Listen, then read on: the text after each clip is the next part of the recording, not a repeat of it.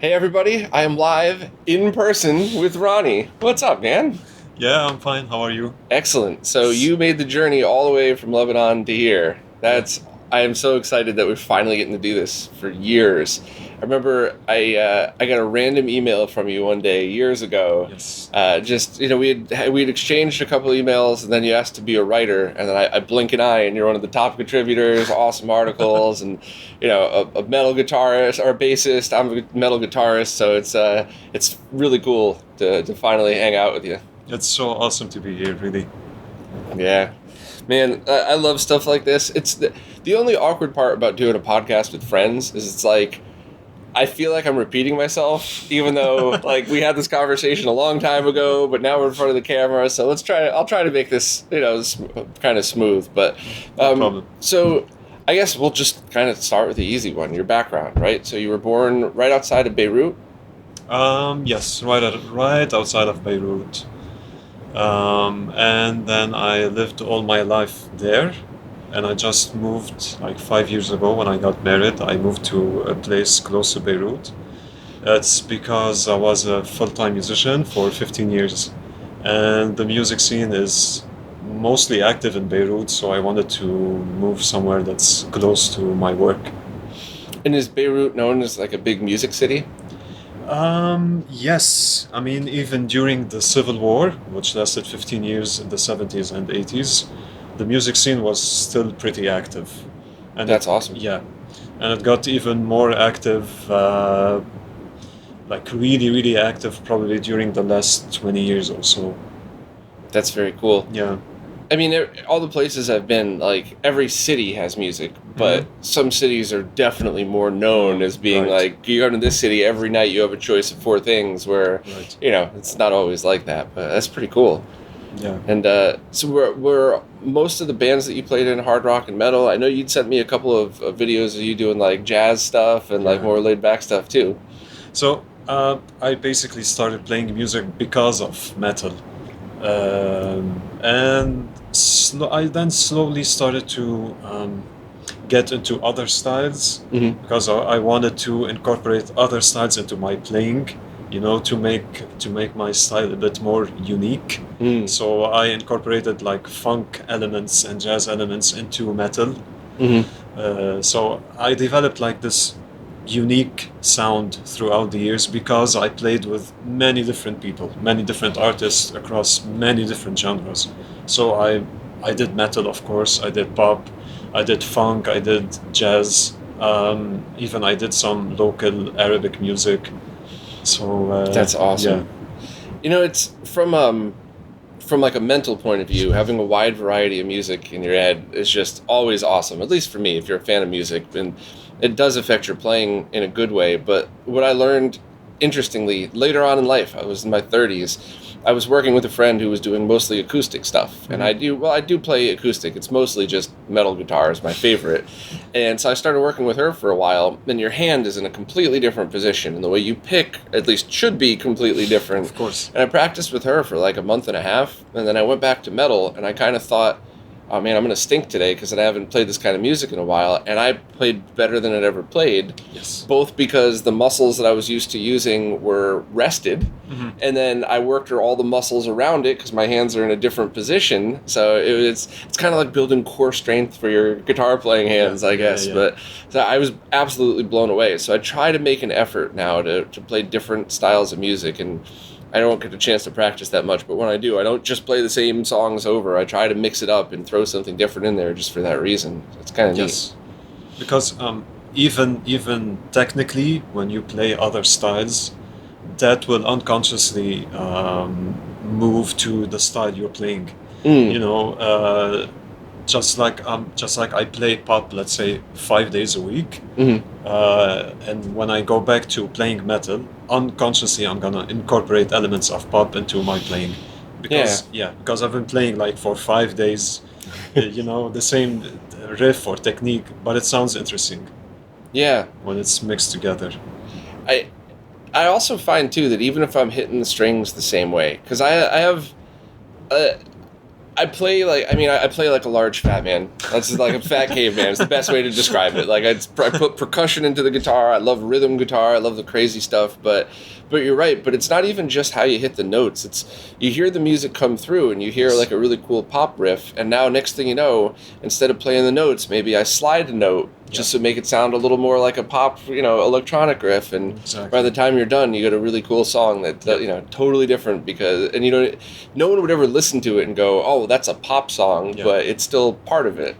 It's kind of cool. Yeah, it's all in the details and the nuances.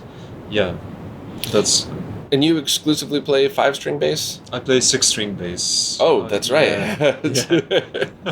So it's funny. So when I start playing bass, I thought that the more strings, the better. That's funny. Yeah. So one of my top influences was John Myung from Dream Theater. Hell yeah. So when I first watched Dream Theater on video, I was like, this guy can play 6-string. He should be awesome. Yeah. And then I learned it's about this. It's about the style. It's about what types of technique do you use. I mean, some of the best players in the world play 4-string basses. Yeah. I saw Victor Wooten a little while ago. He's amazing. He invited one of his friends up who brought a 6-string, and he just was making fun of him the whole time. Like, there's a lot of strings on that bass. Yeah. You sure you know how to play? That's Steve Bailey, right? The other guy. I believe so. Yeah. Super amazing player. Yeah. One of my top influences, which was Jaco Pastorius. Yes. Yeah. Of course. Yeah. So he plays 4-string. He played 4-string basses exclusively. But I actually, right now, I play in a band where we're a 4-piece band, so bass, guitar, drums, and a singer, and we play this wide variety of styles. And what I do, I play chords on my 6-string bass. That's neat. Yeah. So I play chords, and I have a small pedal board, where I try as hard as possible to imitate a keyboard sound. So when the guitar player is soloing, there's like this pad effect underneath the solo, and not just single notes. That's very cool. I like that. My friends are in a band called Answer Infinity, and the lead guitarist very often he has Axe Effects, and he'll program it. And he is like the quintessential lead guitarist. He plays the solos and he plays the leads, and he doesn't need to be the center of attention. So there's many times where AJ, who is one of the few people in the world that play like I do, another large gentleman that plays like that too, coincidentally, but he's just pounding away on rhythm guitar. And Mark will sometimes just hit his Axe Effects and have a keyboard effect and just have like some atmosphere going.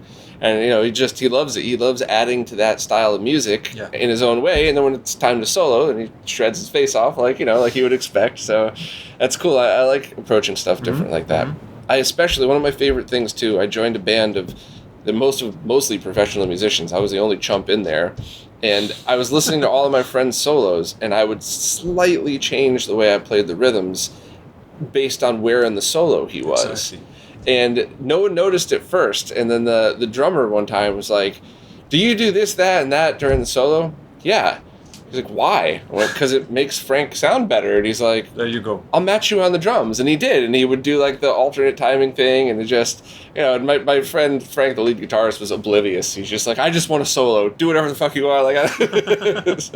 But that stuff's it's so neat. And I always notice that in music when you listen. Like, there's a couple of In Flames songs that the solos were good, but what they play underneath it, wow, that's so unique. And it brings the whole song forward. Exactly. Like on the plane on my way here, I was listening to Injustice for All for the millionth time, whatever. I love that album. I was falling asleep, and then I listened to Blackened. So I don't know why it's right before I fall asleep. I'm extremely focused on music. Mm-hmm. So I was listening to Blackened, and the rhythm section in the solo was like, what? Why have I never heard this before? It's amazing. It's even better than the solo. Yes, there's a couple of rhythm sections in that album that are better than the solo. Dyer's Eve, too. Wow. Because it's the same thing that he was playing, but he changes the way he picks during it. And so, I mean, I like soloing, but when I play Dyer's Eve, I play James's parts straight through. I don't even hit the leads because he just plays it so unique. I don't even think they play it live, or they play it correctly live or something. What's your favorite Metallica album? Justice for All. Same. Dyer's Eve is my favorite song, too. Wow, okay. Yeah. You know, my favorite song is Eye of the Beholder, and they never play this live. No, it's a great song. Yeah. Really good song. I love that one. That's what taught me how to do bar chords. Because you got to bar all 6 strings, and then you basically... So it's almost like an open chord that you shift, so it's kind of fun. Right. Let me ask you this. What do you remember the first time you ever listened to metal? Well, you would have to define what metal is, because I remember being a little kid and waking up. My dad woke me up at like 7 o'clock in the morning, and I heard. I'm like, what the hell is that? Okay. Sitting on a park bench. I'm like, I was so pissed. I was woken up, and then I basically loved metal since then. And I've heard, when the Guns N' Roses album, the Use Your Illusion albums came out, my dad bought those. There was a bunch of songs from like the 60s and 70s that he listened to that you would classify as metal. Never Black Sabbath. I didn't really discover them until I was a teenager, but I mean, definitely. Even some of the Doors, I would absolutely call that metal. If you just change their guitars a little bit, the way he screams during some of them, it's so it really depends. But if you're talking about like metal, like what you hear as that. I always kind of thought Guns N' Roses was hard rock, so I would say it was probably Metallica, and then shortly afterwards it was Megadeth, because somebody's like, if you like them, you got to listen to these guys too. So, but it probably was Metallica then, I would think. Yeah, so Metallica vs Megadeth. This argument is usually I would usually put out this argument as Metallica is. Just like we say in IT, user-friendly. So they're easy to get into. Yes, 100%. But Megadeth, they're like this multi-layered band. So what I did, I tried a small experiment on my wife. So when we first met, my wife is a classically trained pianist. So I had her listen to Metallica. I guess it was Master of Puppets, the entire album. Then I had her listen to Countdown to Extinction. And I asked her, so which one do you like more? And she was like, Megadeth, hands down. I was like, because she's a classical musician. Yeah, that makes total sense. Yeah. Absolutely. And she would analyze parts like, he used the chromatic scale here, he used that. And Metallica for her was like, that's so repetitive. That's so tiring. I was like, wow, that's a whole new perspective at looking at things, Do you know music theory, and do you read music and stuff like that? Yeah. I know nothing. Nothing. Renee and my friend Mark, the guy from Answer Infinity, they'll occasionally start talking to me, and sorry, excuse me, I gotta stop you for a minute. What fucking language are you speaking? Because I don't know anything. And Mark one time was like, well, do you know what a chord is? I'm like, I got a chord. He's like, do you know what, and I know like the absolute bare minimum that you would need to know what a guitar is and how it works. And then I took lessons for maybe 2 or 3 months when I was 13 that just taught me what's an open chord, what's a power chord, what's a note. And then that was pretty much it. And then this was really pre-mainstream internet. So I was kind of talking with friends, trading tips with each other and figuring out the wrong way to do it. And then realizing like, oh, that's actually unique, or that's really stupid. You're doing it wrong. Or, just kind of figuring it. So, that's a great thing about modern music. You don't need to learn music to be good at it. Yeah.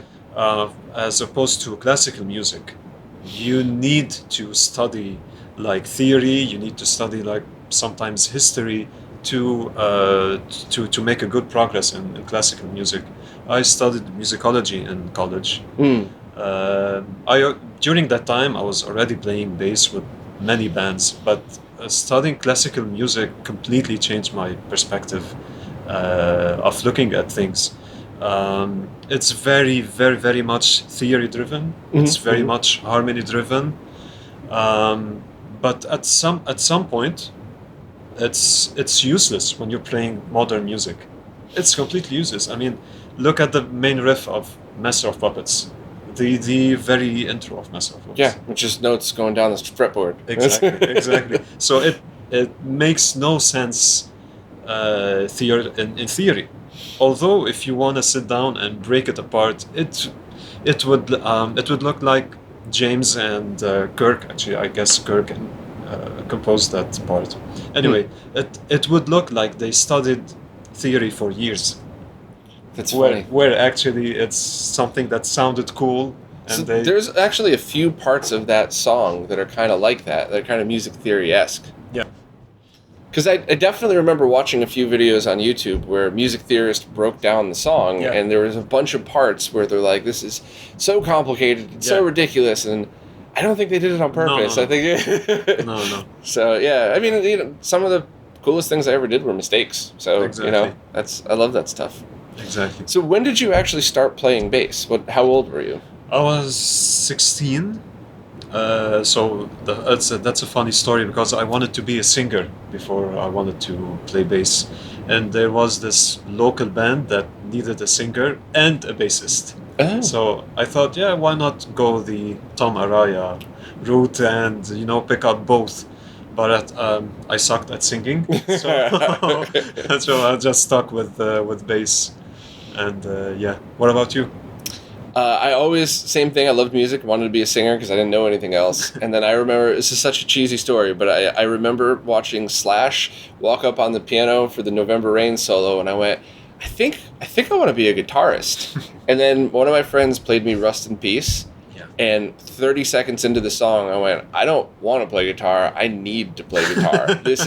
What on earth is this? By the time I got to Tornado of Souls, I was like opening up the phone book, remember phone books, and like flipping through like guitar teacher, like, and rented a guitar and just kind of went from there for a couple of months. And he was the one, I wanted a Flying V because of Dave Mustaine, and he ended up finding me a Kramer Voyager, which is this weird star-shaped thing, and I played that for a while. And I actually, in the last band I was in, everybody, I mean, I never fit in anywhere. I like that. I don't have a problem with that. But, like, I dress like this. People are always making fun of me. Like, you look like the band's accountant, not a freaking guitar player. And I was like, maybe I should try to fit the part. And I tried playing a Slash-style guitar. And one of my best friends, Colleen, comes up to me one time, and she's like, I gotta be blunt.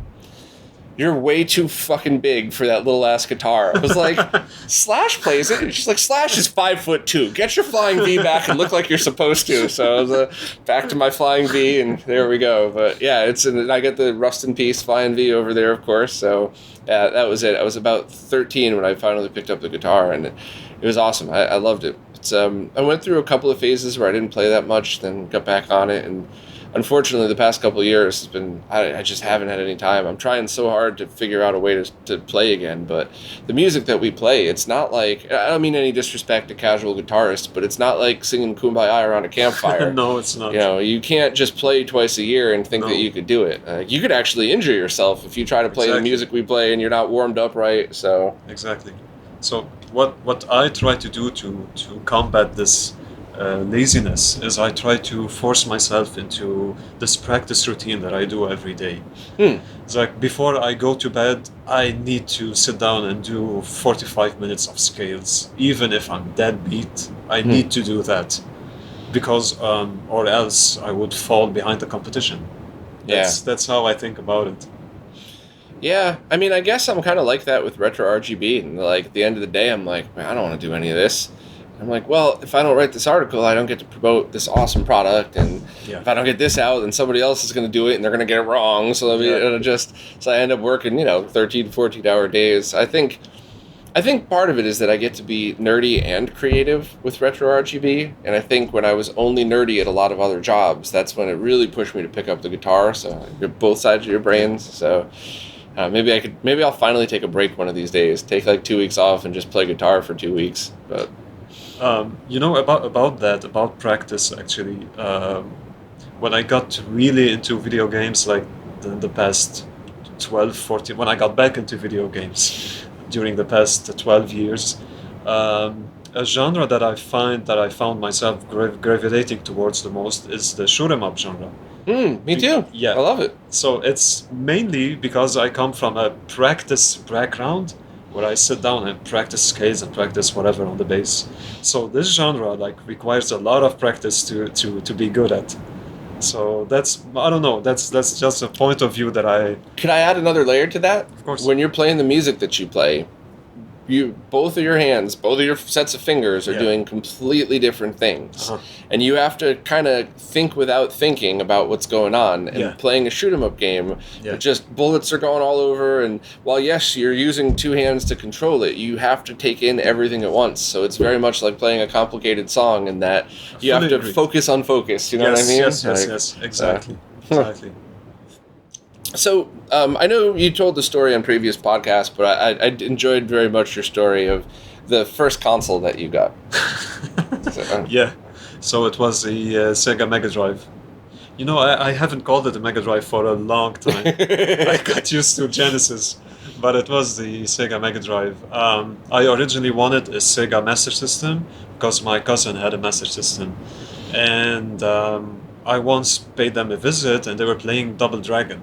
Like, wow, I played this game at the arcade. It's so cool to have it at home. I need a Master System. So I asked my parents for a Master System. My brothers, they had an Atari, but Atari back then, I never thought of it as something that you could spend like hours playing. No, I can't do that with Atari. Atari is a couple minutes at a time for me. Exactly. Yeah. So yeah, my parents, they agreed. They say, okay, my father actually told me, just give me a couple of months till Easter.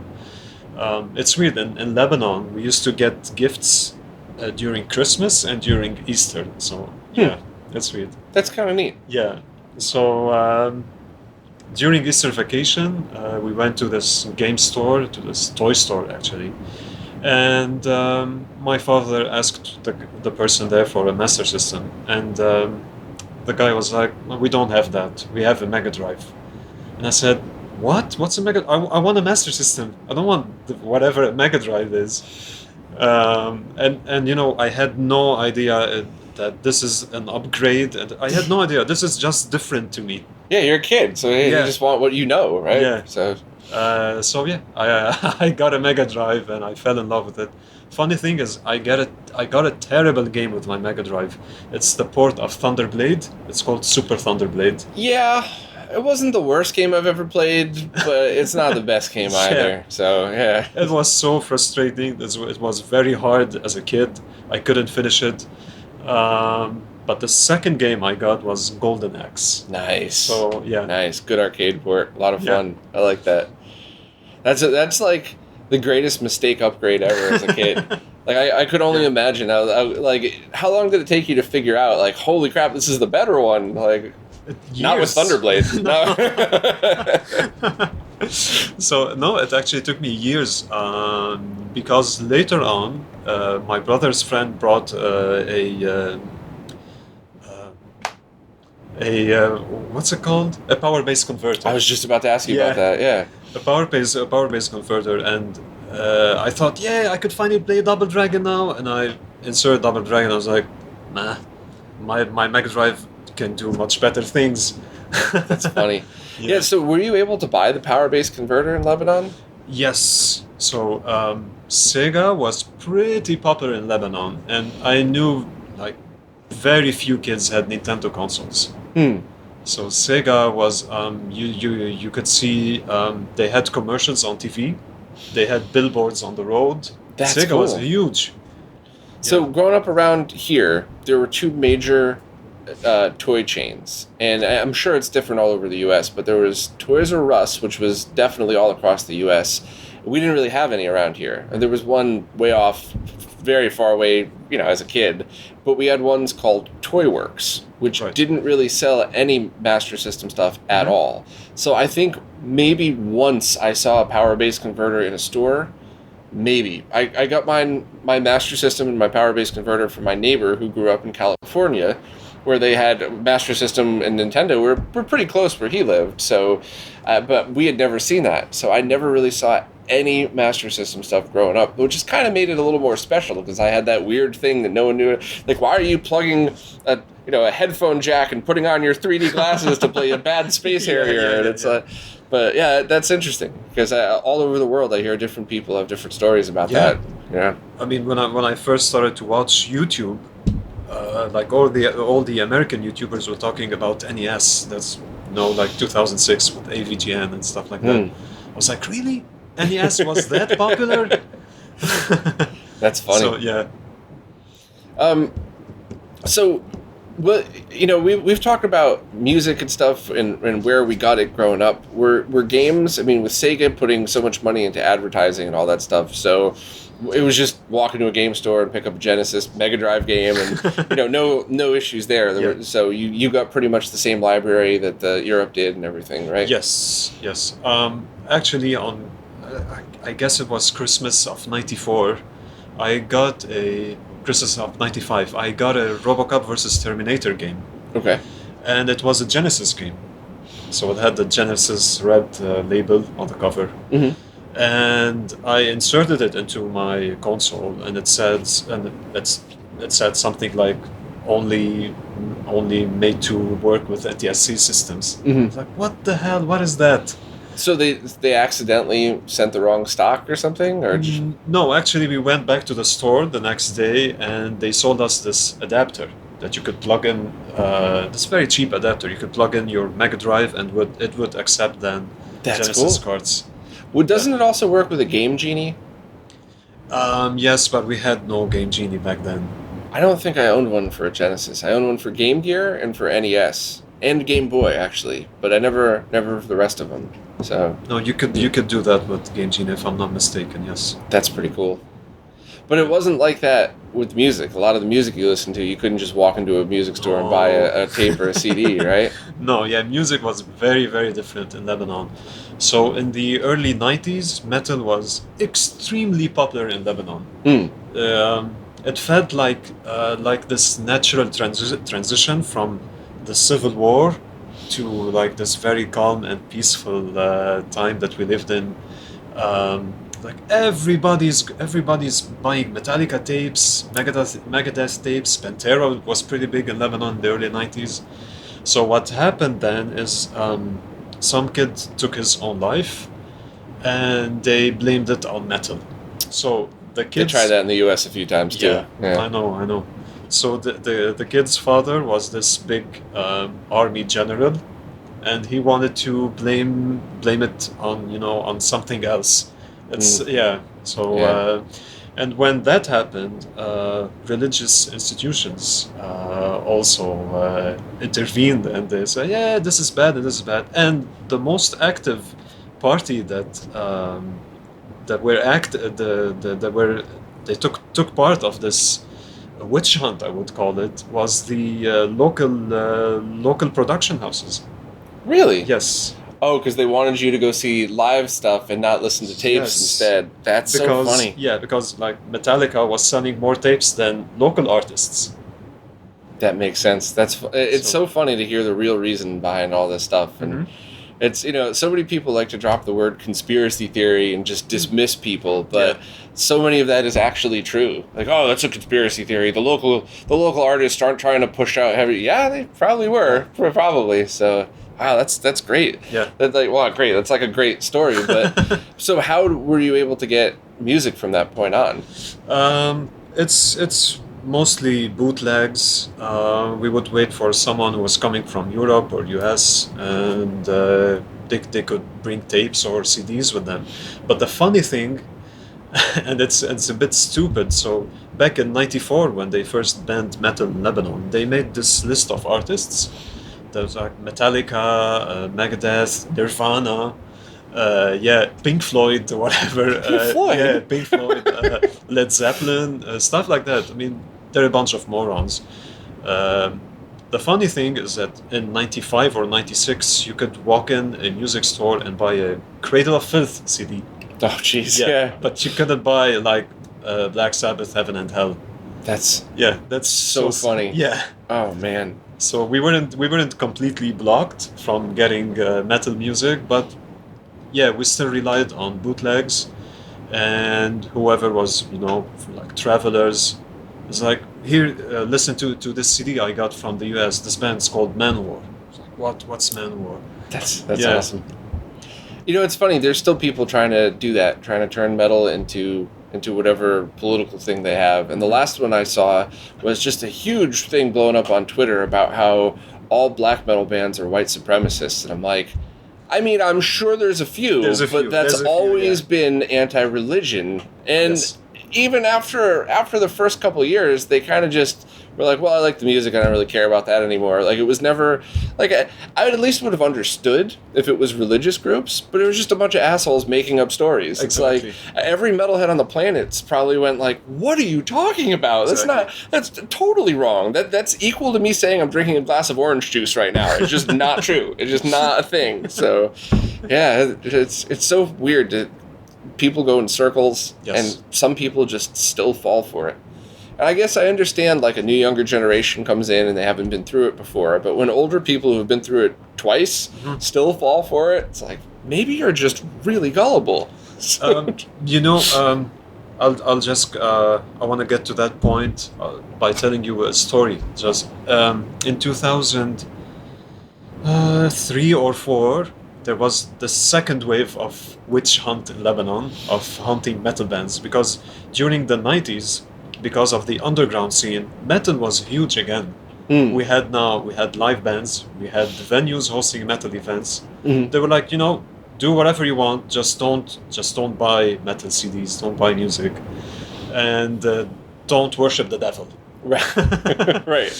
So during the early 2000s, metal got big again, and we faced another wave of witch hunt.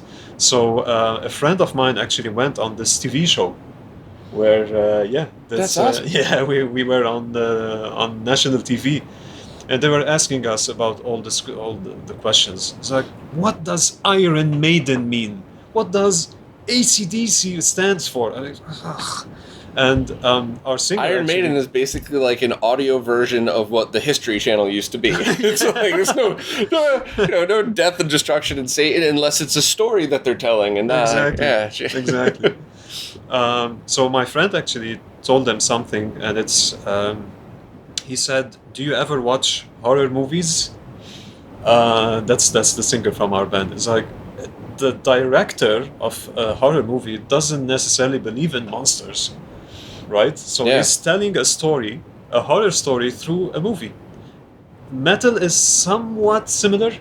We tell stories through music. Doesn't make our life any different.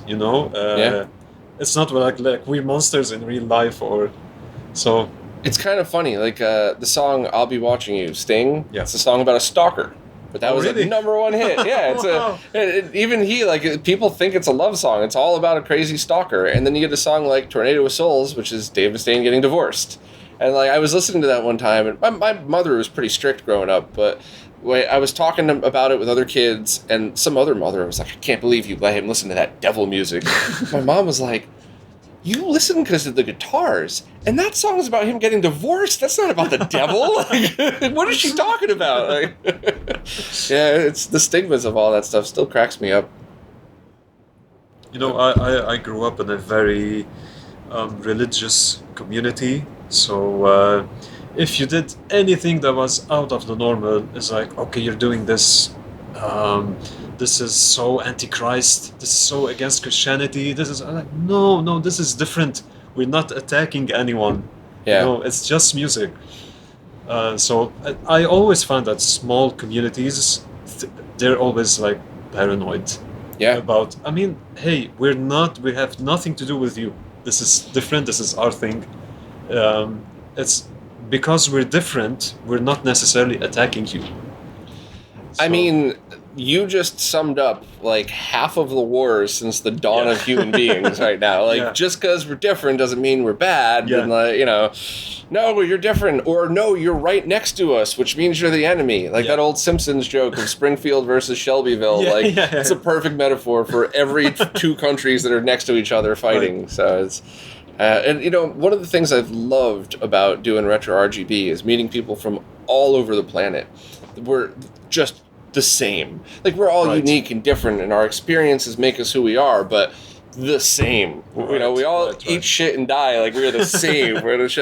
It's so funny to hear people. Like, when I started traveling to Asia a lot, and I made some friends in China and some friends in Taiwan, and occasionally hearing them talk about each other, and I'm just like, I understand what this is about, but I bet you if both sets of friends were all here with a beer in our hand, like, we'd all be friends instantly. And it's just, I don't know. I hope humans learn how to get over that before we all nuke each other or something. Because it's just, it's always fascinating to me.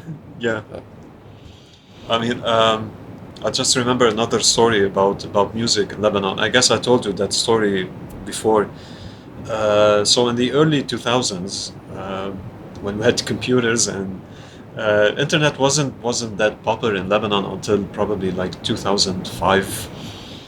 So the only means of getting music was through MP3 CDs. So discs with MP3 files on them? Yes. Okay. So that's you would go to a DVD store, like a DVD rental store, and they had this like behind the curtain section. Yeah. Well, you would go and pick from this huge catalog of thousands of MP3 CDs.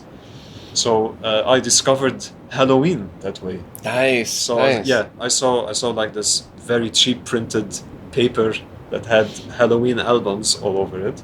I was like, what's that? And okay, why don't you burn me a CD of Halloween? I would like to listen to them. So you would leave for an hour and then come back. And because it used to take an hour to burn a CD. Yeah.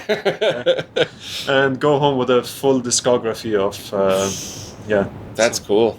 That's how I got into most of the bands when I grew up. Because on cassettes everything was limited, and then when I started getting MP3 CDs, I'm sorry for pirating the music. I have such a strong opinion about that. My favorite band is In Flames, and I was 19 when a friend of mine showed them to me, and I did not have the money to go buy a bunch of CDs. Maybe I could buy one, maybe. And he copied me Clayman, and then he made me like a mix CD of some of their other songs. And since then, I've seen them 26 times live. Wow. Bought a bunch of t-shirts, bought every album, bought all of their DVDs that came out, all because I stole their music.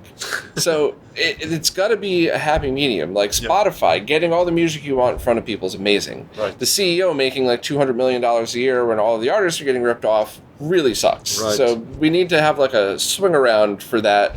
But getting music in front of people is so important, and it's one of those things where it's not like movies very often you watch once, maybe twice, so stealing a movie would definitely hurt it. But stealing the music, and then you go back and you buy their new albums and you listen to those over and over, right. And that's, we got to figure out a better way to do that, because it's just, I mean, I have so many friends with the same exact story of like, oh yeah, I copied this cassette, I downloaded all their MP3s, and I don't think I've ever bought their album, but I've seen them live 4 times and bought 10 t-shirts. At the end of the day, I think the band is fine with that. Exactly, exactly.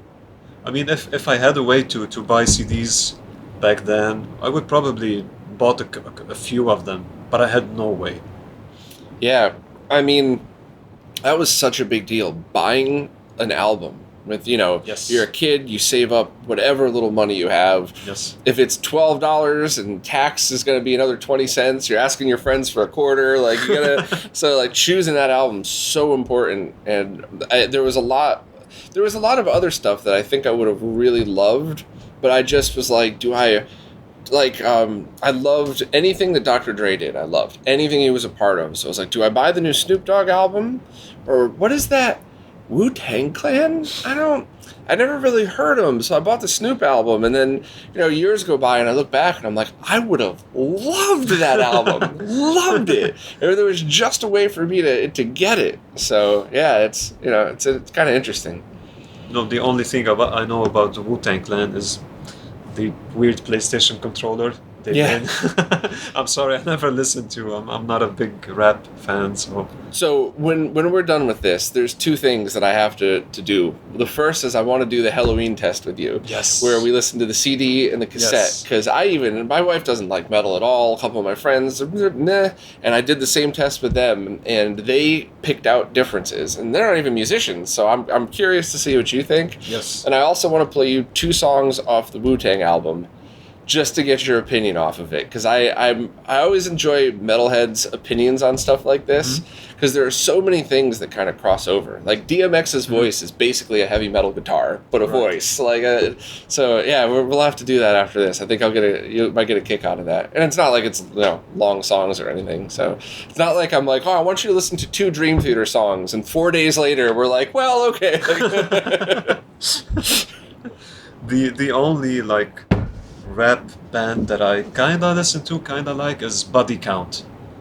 They're not rap, but they were awesome. Yeah. And so many people, especially younger people, hear the story of Ice-T getting a song banned, and they think it was one of his rap songs, and it was his metal band that got the song. And it just, that was always impressive. That, and he was another one where, growing up, if I like metal, I'm not allowed to listen to rap. He was one of the first mainstream that was like, fuck you, I want to be in a rap band and a metal band. What are you going to do about it? So, exactly. But he was obviously successful. Their last couple albums were awesome. The last one was really great, I found. Yeah, catchy songs, good songs too. It was very cool. So. Yeah. That's good stuff.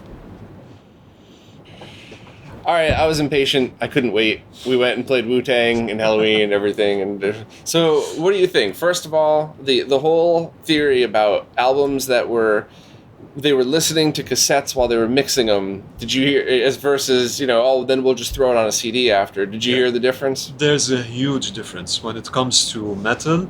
So what I noticed is the instruments are much more defined, much more well-defined on cassette than on CD. Like on CD, everything is flat. So the intro of Eagle Fly Free, I felt like the guitar was in your face. Yes. In the cassettes, the cassette version, where in the CD, like everything just blends in together. Everything is clean. Yeah. Right. So like the vocal lines are a little cleaner, which is cool, but everything else blended better. So, yes. I've been so fascinated with that because cassettes. I'm not saying cassettes are better than CDs. I'm just saying, when the engineers, the band, or both were listening to one way over and over while they're mixing, that's probably the best way. So I also did Michael Jackson's Thriller, Billie Jean, the newly remastered for iTunes version versus the original album on vinyl. What do you thought about that one? So I had a different opinion here. I thought the newer version sounded a bit better in terms of punch and bass. It was like more defined.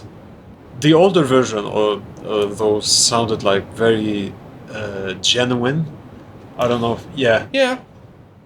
That and that's when we start to get into, unfortunately, money. How much you spend on like a phono preamp versus everything else. So I bet you if I had one of the really fancy ones at Sky-Fi Audio in Jersey, check out their YouTube channel, by the way, if anybody's out there. But they had a couple of preamps they were showing me that were reasonable for high end. So it's like $1,000, way more than I could afford at the moment. But when you compare it to some of the crazy stuff they have there, it was actually not expensive.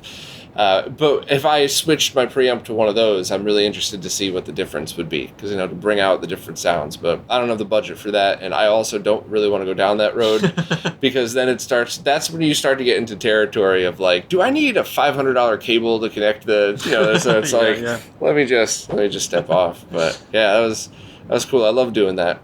I love that stereo too. I'm going to be doing a video on that receiver, but it's got one bug that like every once in a while it locks up and you have to reset it and you have to redo all of the settings, and the calibration at least is saved to a file, but hopefully NAD will fix that one.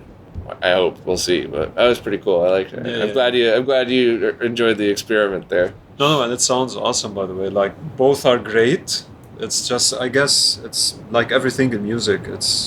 It's about opinion, right? It's whatever you prefer. Yeah. There's really no right answer for that one. Yeah. But I've definitely been trying to embrace some of the stuff that's like for its era, just to see. Like, I got that Betamax player, and you saw that I got WrestleMania 3 on beta. Yeah. And I haven't, like, I started watching it, and I thought I was going to just leave it on in the background, like, oh, let me listen while I'm working. And I had to stop, because every time I looked over, it was just shots of the parking lot and all these awesome, weird cars from the 80s and Yeah. Mean Gene. Somehow was young, but still didn't have any hair. It was just one of those.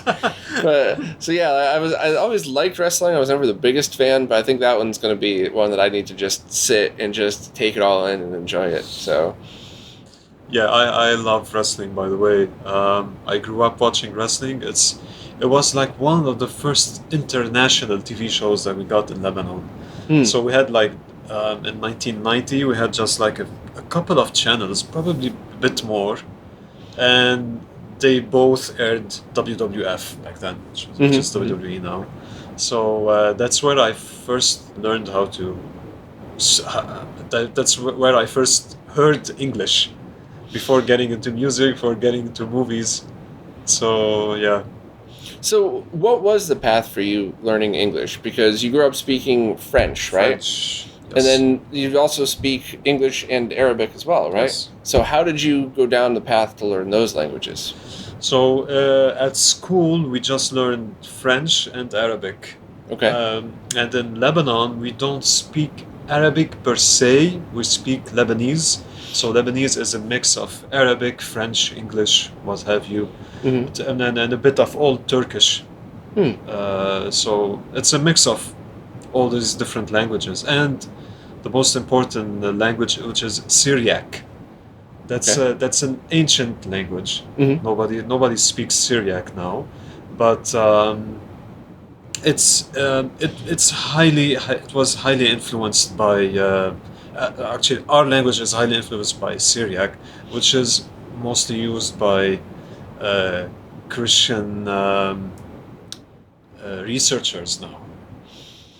Interesting. So is it kind of like Latin, where like when you're growing up, a lot of times in America they tell you to learn Latin, and then it's easier to learn all the other ones. So it's start with Syriac, when you don't actually speak it to other people, but you use it as the building blocks for the rest? Exactly. Interesting. That's it. Cool. My father-in-law speaks Syriac.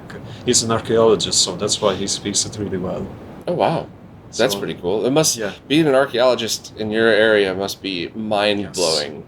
That's so, I mean, it's, what we got here, at least what we know about, is a lot of Native American stuff, which is really neat. But, I mean, that's a whole other level. That is, you're talking ancient history. Yes. So a funny thing, not funny, is the war in Beirut in the late 80s was so heavy. Like, Beirut got destroyed during the war. And I won't say funny again, but ironically funny. Yeah. The most interesting thing that happened is that while Beirut was bombarded, they found this whole new city that was laying underground. That's insane. Yeah. So when the war was over, there's a huge part of Beirut that was left for archaeologists to do their work on, and it's still now. You can go there and visit, and they only found out about it because it was heavily bombarded. It's crazy. Yeah. I really believe there's a lot more that we don't know about our human history. And I don't mean ancient aliens. No. Maybe, but I don't think so. But I mean actual real humans that lived. I really think that, it's obviously proven that the history is written by the winners. And we've already started to find a lot of the differences going on. Even in recent history, even in our lifetimes, we found out a lot of things that weren't at all as they seemed. So there's a lot of evidence that shows that it's very likely there was a lot more of human history than we know about. And I'm always kind of fascinated. And a lot of it, it's anecdotal evidence, but a lot of it also ties things together. Because, I could talk for hours about this, so I'll skip through it to the end. But there's so many things in life where it's, as a kid and right now as a 40-year-old, how could this be that? How could you just go from this to that? And some of these theories that are based off of, findings fill in those gaps. And fill in those gaps with very scientific, legitimate answers. Not ancient aliens, not alternate dimensions, just So I hope someday that a lot more of that stuff is unearthed, and stuff like lidar certainly helps a lot. You could be able to, a lot of that stuff that was buried underneath, if they knew to look for it, Yes. they could probably find it today. But how would you know to look for it? Yes, So, exactly. yeah, that stuff's really, really neat. Even things like debating the age of the Sphinx and doing lidar tests to see what's underneath the paw, or, is there really the hidden chamber? And I love that. So maybe someday I'll be able to travel and go to all those different places and see. But for now, I'll have to rely on footage of people that were already there. Yeah, you won't be disappointed by the pyramids. Yeah. Yeah. And the temple in no, it wasn't the Colosseum in Lebanon. What was the name of that one again? I always forget the pronunciation. It's called Baalbek. Baalbek. Okay. That is cool. And you saw, what was it, Deep Purple there or something? Yes. So there's this ancient temple or a Colosseum thing. I guess it is a temple. Temple, Colosseum. Yes. I don't know.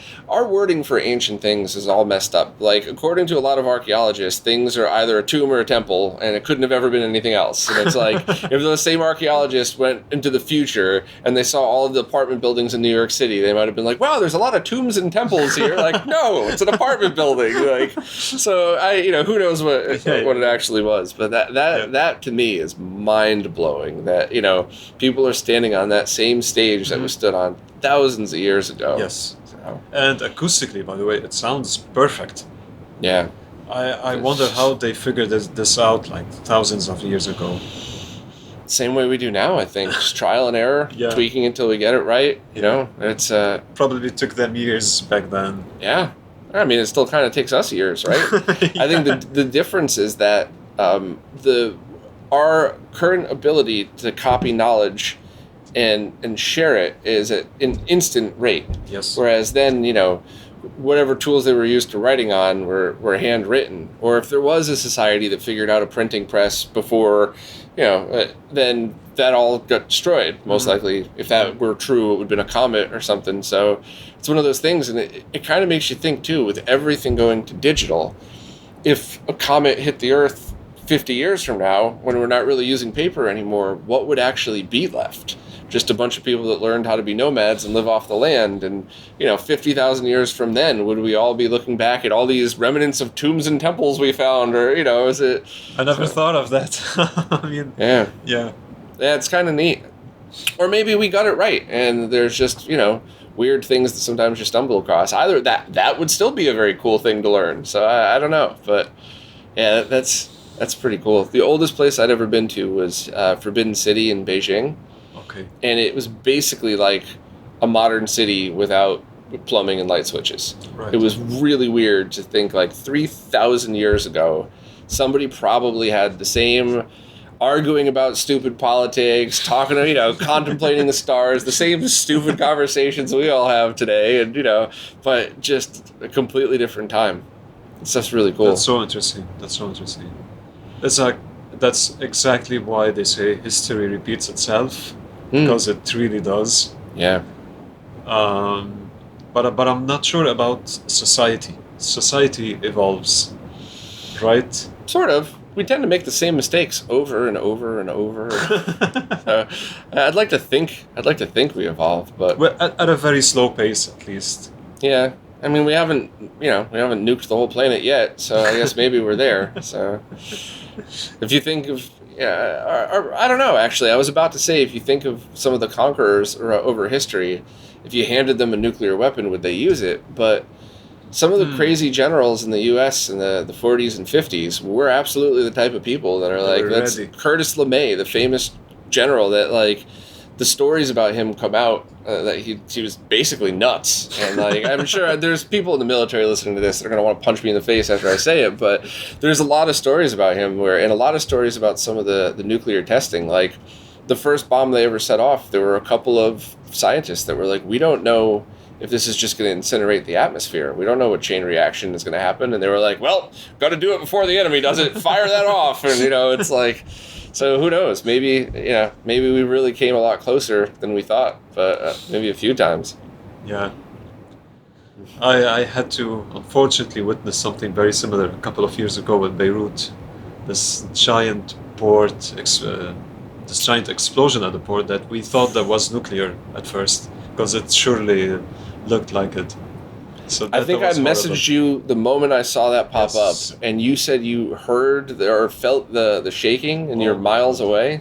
Oh my God, I was like 8, probably a bit like 5 kilometers away, And you I still felt it. yes, and I felt it is underestimating what I went through.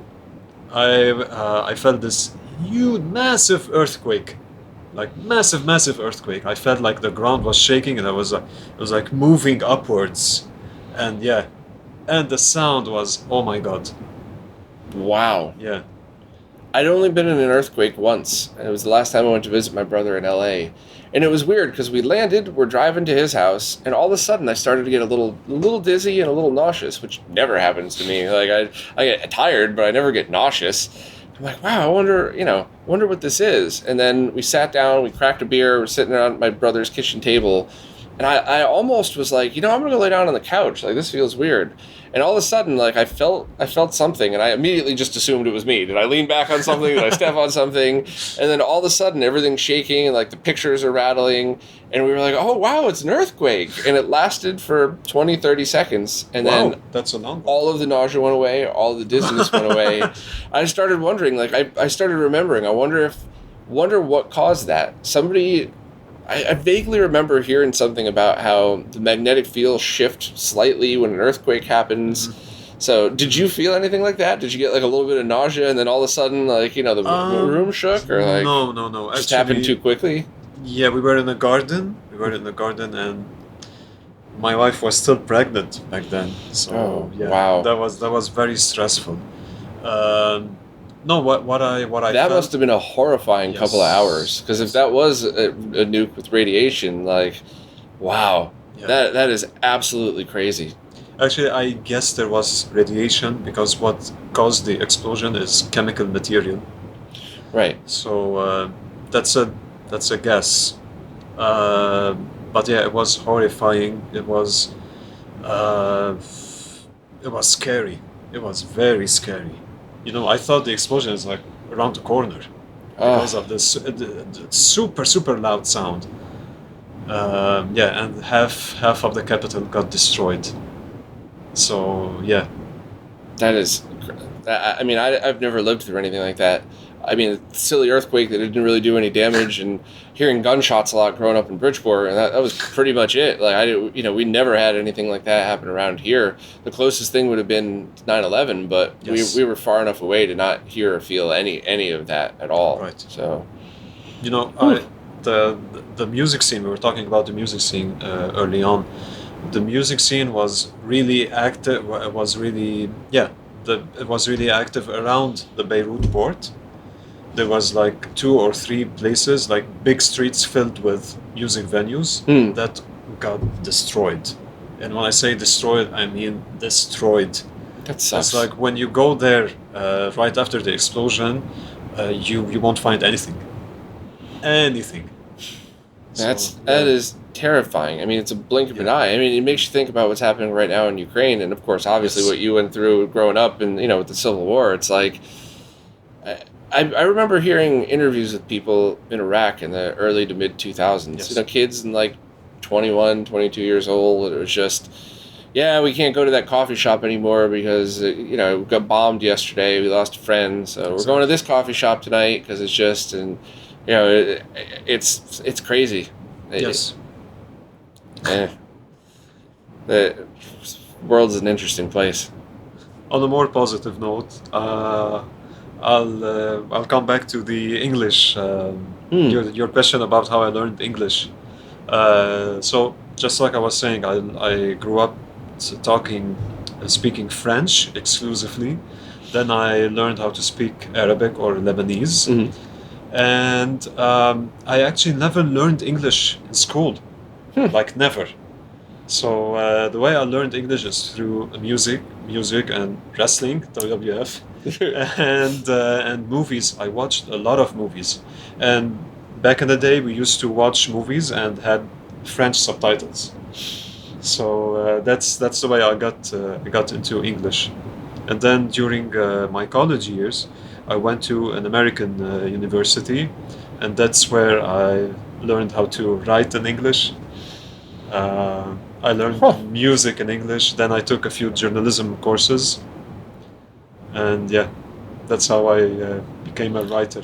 So this might be a really stupid question, but I don't speak any other languages. The closest I came is I started learning Mandarin Chinese, and I could Wow. find the bathroom, Wow. order beer at a Jägermeister shot, like Okay. you know.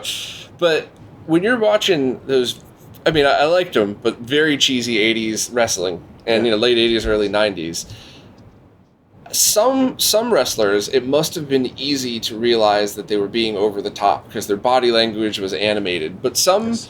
their voices were kind of crazy, but they weren't as animated. So was it easy to pick out, like, that's not how Americans talk at all? Or was there, like, when you were a kid, obviously in college, I'm not talking about that, but when you were a kid, was there ever a point where you were just like, I wonder if all Americans talk like that? Or No, like, no. No.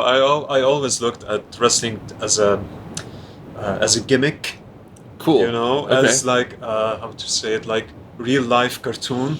Yeah. I don't know if that Perfect. makes sense. No, that's perfect. Yeah. That's the perfect description Yeah. for it. Yeah. Yeah. So yeah. No. I understood that. So. Because Yeah. it's, I'm thinking of growing up watching different movies, and the older you get, the easier it is to interpret body language and everything else. But as a little kid, I just, you hear accents of over the top characters in these movies, and it's, when you're little, I almost feel like I thought people from different countries talked like that. Yeah. And then once you hit at least middle school age, maybe even before, you start to realize. But that kind of always cracked me up. And on the flip side, I have a lot of friends that are bilingual, and they bring their kids up that way. So one of my friends just brought their 2.5-year-old over, and she kept flip-flopping between English, Spanish, and French. She grew up in Spain and moved here, and then I think her husband speaks French, even though he's not French or something. So and I mean, the kid got it all because he's really little, and he's just Exactly. learning the same way you would learn one language, but he was learning 3. So it always kind of fascinates me to see like where the transition is from learning another language to like getting the culture. But I mean, obviously, by the time you're an adult, you nailed it, so that's not a problem. But being a kid, like I couldn't imagine being like 5 or 6 years old and then starting to learn another language. Like that would be like, man, I give all of my friends credit who were able to do that, because I don't know if I'd have been able to. That reminded me of something when I watched action movies back in the early to mid '90s. They had Arnold movies, Jean-Claude Van Damme movies. Yeah. What's it called? Christopher Lambert, right? Yeah, the guy? yeah. Yeah. It's we pronounce his name Christophe Lambert. Yeah. That's yeah. So I thought they spoke English perfectly. Then when I learned the accent, I went back, watched the movie. So I'm like, oh my god, this is terrible. That's funny. Yeah. I have a vague memory of thinking like all people from Austria talked like Arnold Schwarzenegger. I was a kid, so give me a break. I wasn't like 17 and being a racist or something. Like I was a little kid. Get to the chopper! But oh man, Christopher Lambert did Raiden. Raiden, right? Yeah, of Mortal course. Kombat, yeah. Yeah, that's funny. So I can't remember if we've talked about this on camera before, but when we shot that fun CDI Exterminator video, you had all of those cool consoles. Yeah. So were those consoles that had gone through Lebanon, or were those things that as you got older, No. you were like, oh, what's this crazy thing? I want to get one of those. So. Yes. So I shipped all of them. I bought probably 1 or 2 consoles locally. The very very popular one like N64 probably or PS2. But Okay. I imported most of the other stuff. I was talking to Artemio yesterday about the PC Engine, like how it's my favorite undiscovered console. It's like I never heard of PC Engine before YouTube or before the internet, and then when I discovered it and imported it, it's now one of my favorite consoles of all time. Good library of games on that one. Yeah. So when growing up in Lebanon, we only had access to very few consoles throughout the years, like Sega Mega Drive and Super Nintendo, and then later on N64 and PS1, and that's it. Okay, probably the PlayStation 2 era was very popular around the world, but I'm talking like retro phase. Yeah. I never saw a Saturn before. I never saw a Dreamcast before. I never even heard of the Jaguar or the 3DO. You can skip that one. No, Okay. I'm kidding. The 4 Jaguar fans watching get pissed. No, actually, in 2011, I met this guy in Lebanon. His name is Carlo. Uh, Someone had told me about him that he's a retro gaming enthusiast.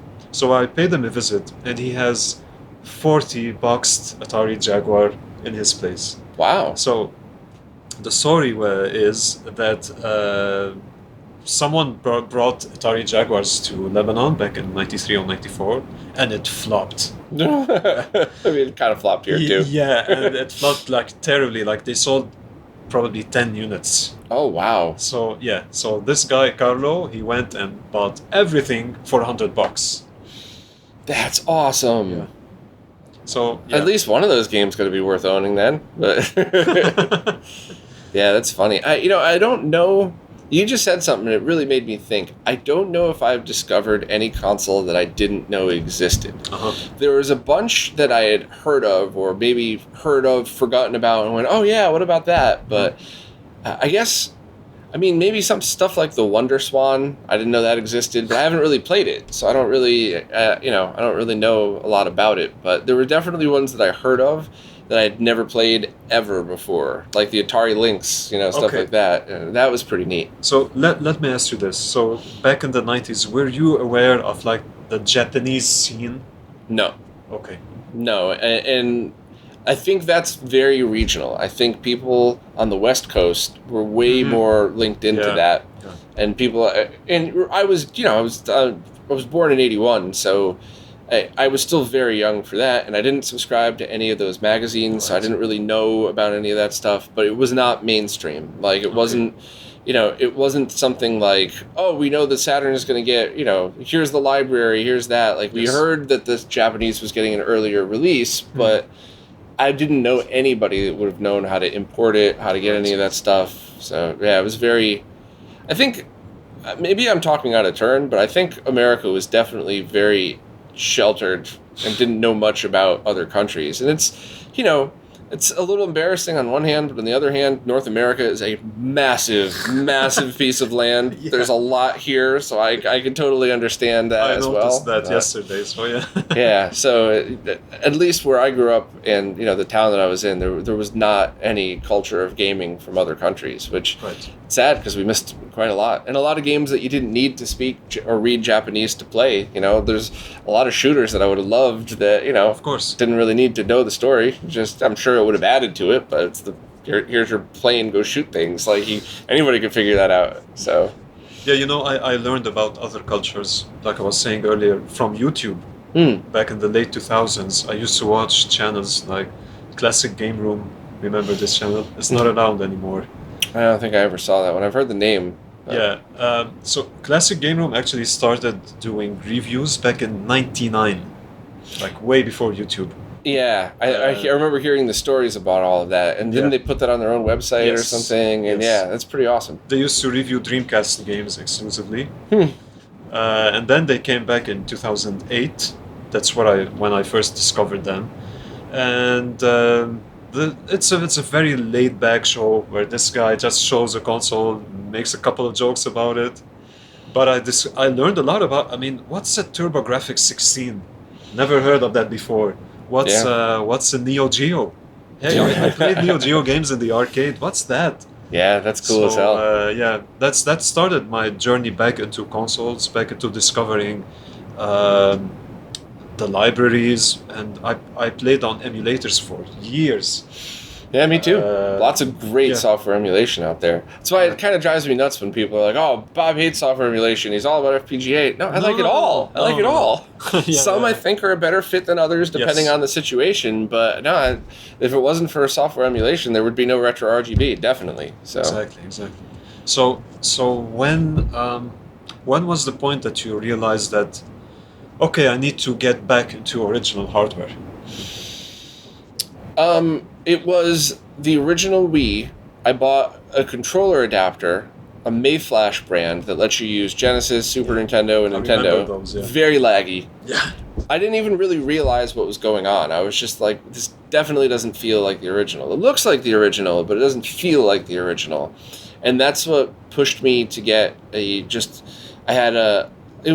people still had a lot of CRTs at this point. And so I picked up like old TVs from my parents' house, and I bought a couple of consoles on eBay, and I wired them all up with composite video. And it was great. It was absolutely great. That's what pushed me to it. But I remembered, out of nowhere, I just remembered being in an electronics boutique, game and PC software store in the 90s. And some guy was just going off about, have you ever seen a Genesis in RGB? And I'm like, I have a computer monitor with an RGB input. Yeah. And so I was like, I wonder if people still talk about that. And then, there we go. That's the origin story. That was the rabbit hole that I never climbed out of. Just kept going deeper. So, but yeah, that was really pushing it. It was the Wii Virtual Console was very good. But I really knew there were differences, and I just couldn't put my finger on it yet. And all these years later, it's lag, it's display lag and controller lag, it's emulation lag, and it's some of the accuracies of things and stuff like that. But, I mean, props to Nintendo, because what a gateway drug. Virtual Console into starting RetroRGB. Yeah. So you felt like a need to look out for a better solution, right? Or it was part nerd OCD. It was part I had a little extra time on my hands because I switched jobs to one that was much easier. But it was also that, and I think this is why I get so upset about things like those pound cables, because I knew that the experience was better, but I didn't know why. Was it that I was remembering it better because I was a kid, mm-hmm. or is something wrong with this? And then once I started plugging in original consoles and I played through like DuckTales on the NES, like it was better than I remembered. I liked it as a kid. So that's I think what I never thought of it like this. So thanks for asking the question. But I think that's why I get so offended at these solutions, because if I didn't push forward, if I had still had my other job where I was just working all the time, I would have never taken the time to find those original consoles, and I might have just gone, oh yeah, I mean, those were fun as a kid, but they didn't age well. Whereas they actually did. You just can't play it the wrong way. So, yes. About that, I always think about retro games.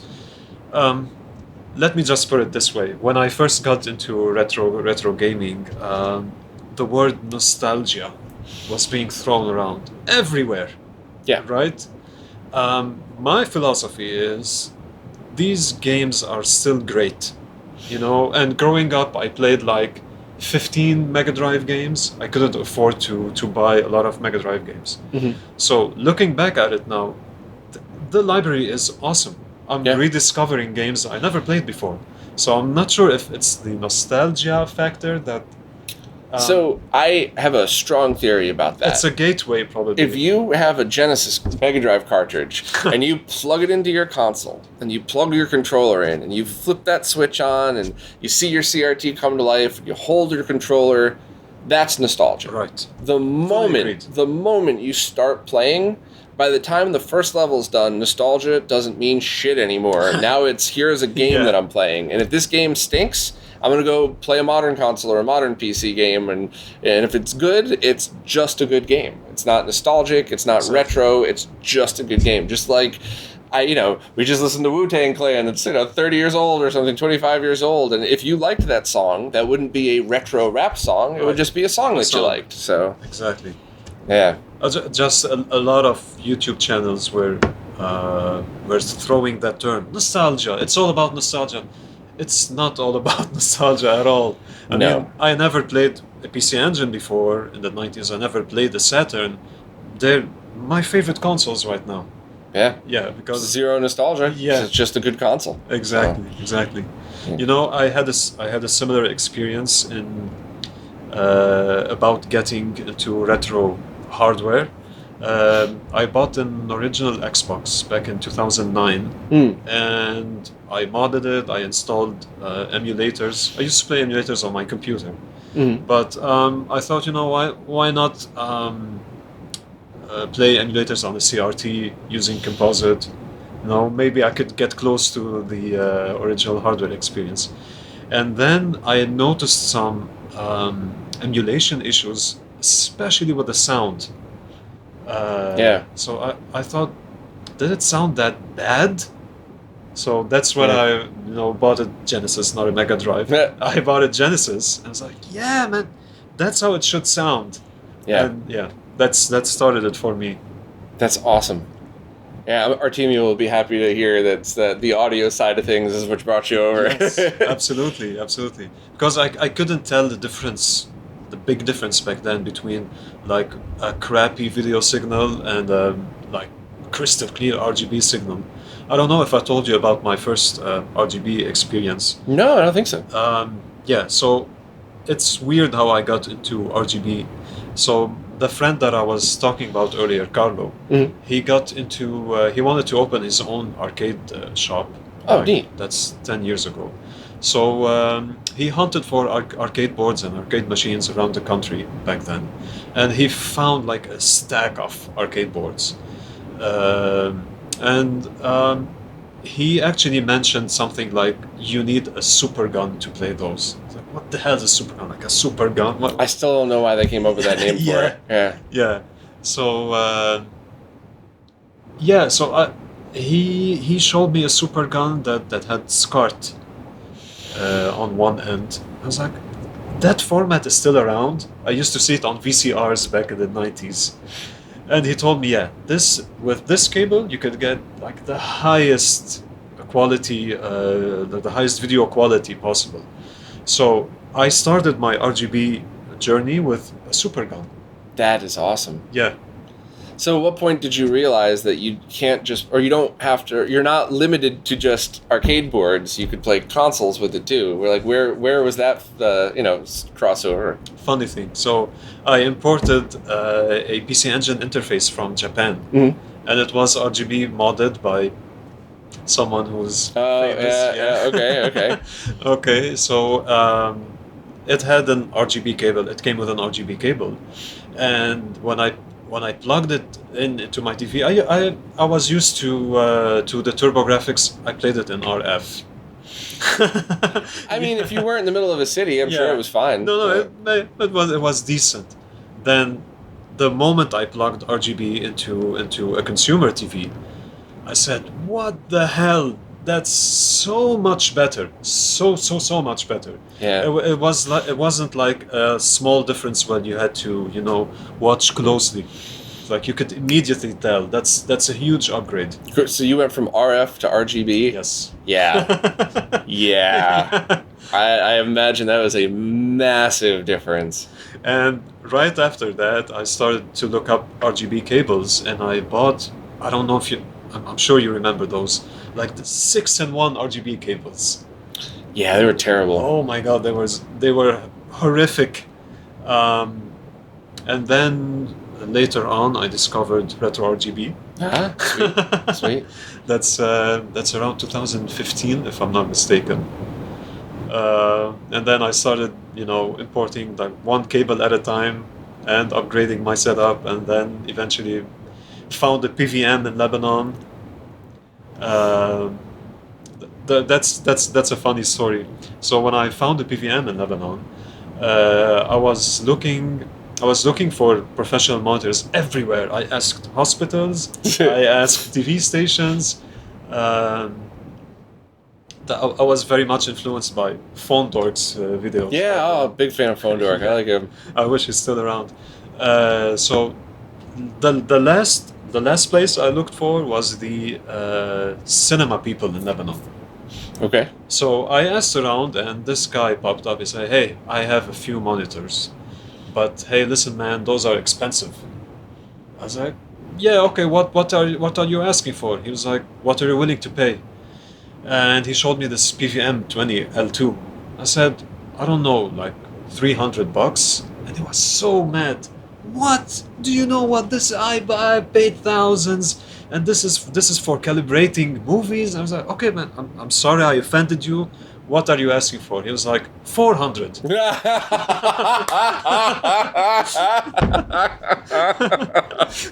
I said, "Yeah, sure, it's $400." Okay. That's funny. What a great score, though. It's a great monitor. Yeah. Jeez. I bought my first off of who's now my friend Phil, and he had a bunch of them. He hadn't gotten a D32 yet, but he had found one and he was getting one, and we kind of ended up talking for a while, and he's been stuck with me ever since.